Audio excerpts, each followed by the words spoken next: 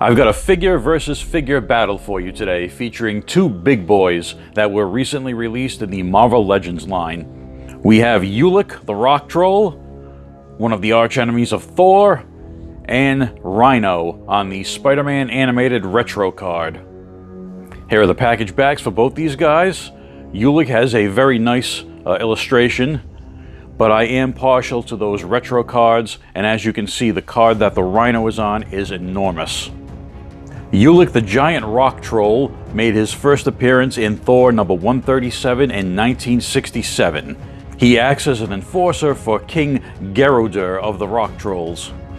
His weapons are made from the same Uru metal as Thor's hammer Mjolnir. A previous Marvel Legends version of Ulik was released in the 2017 SDCC exclusive Battle for Asgard set. Ulik is a nice big beefy boy, and with those giant feet, he's not going to fall over on your shelf. The hands he comes with are a slightly open hand and more of a gripping hand to hold his mace. He's got a ball-jointed head, a separate necklace piece there. Shoulders can go up and down, but they don't do a 360 because they crash into the fur on his shoulder there. He's got a bicep swivel, single jointed elbows, wrist swivel, and it can also pivot. He's got some ball joints on his hips, and his hip articulation is limited by the sculpt. He does have a thigh swivel that can go 360, single jointed knees, which are very tightly ratcheted. And he's got ankles that go back and forth, and a little bit of an ankle rocker. Also, slight ab crunch and waist swivel. So for a big beefy boy, he's got pretty decent articulation.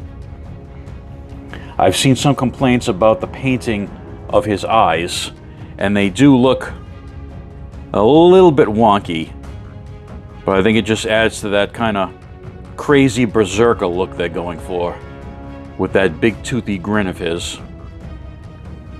Both of his alternate hands are closed fists, where he can pound his enemies with those Uru metal knuckle dusters, and his alternate head is a pretty nice screaming face. As far as the color, I do like the color on the character. You've got a bit of metallic green on the chainmail, silver studs on his armor.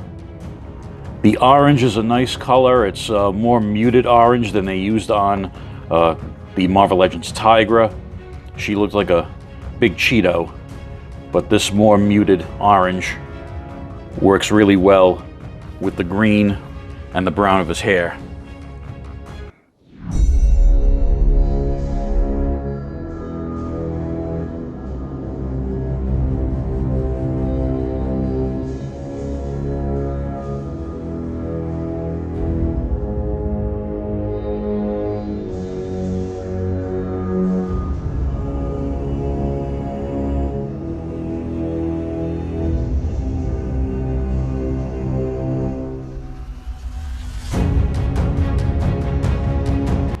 The Rhino made his first appearance in Amazing Spider-Man number 41, 1966.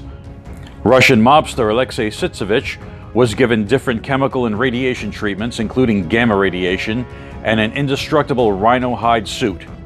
These gave him extreme strength and durability. The Rhino's always been one of my favorite Spider-Man villains, which goes back to the 1966 Spider-Man animated series. He was in a few episodes of that, and they were always some of my favorites because he's just a big rampaging brute. Not that bright though. So he's got pretty much the same articulation as Ulik, with a couple of slight differences. His shoulders can go 360, there's nothing to crash into there. His head has much less articulation than Ulik's though, because of the nature of the sculpt. He doesn't have any room to move his neck. Other than that, it's pretty much all the same. I do like the color gray they used on his hide, and there's a slight bit of darker gray wash to bring out some details. The sculpt on the face is nice, and he does have those rhino eyes on the side of his costume, which I always thought was a bit creepy. Looks like he's wearing an actual rhino hide. He's got one set of alternate hands, which are open hands rather than fists. And he's got an alternate head with more of a closed mouth expression rather than the grit teeth. Like I said, his head doesn't have a whole range of motion side to side. It can go up and down though, so he can charge. The reason for that is the alternate heads come out with the neck as well. And that's stuck in that big cavity there, so that's why you don't get a whole lot of articulation side to side.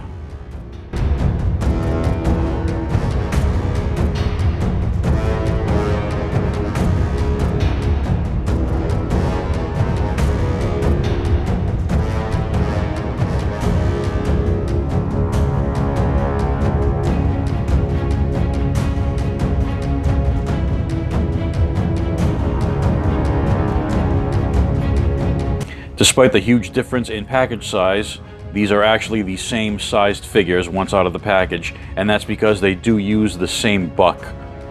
You can tell by the detail in the arms and in the legs that these started out as the same mold.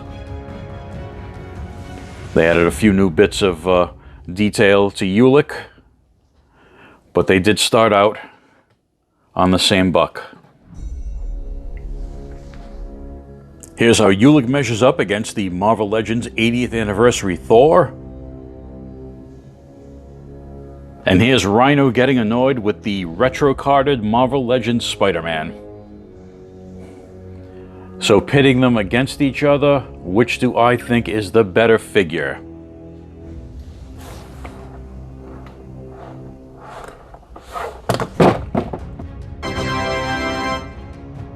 Even though I love the Rhino, I think Ulik has a more interesting character design. He's got a better sculpt, he's got a nice paint scheme, and he does come with the mace accessory.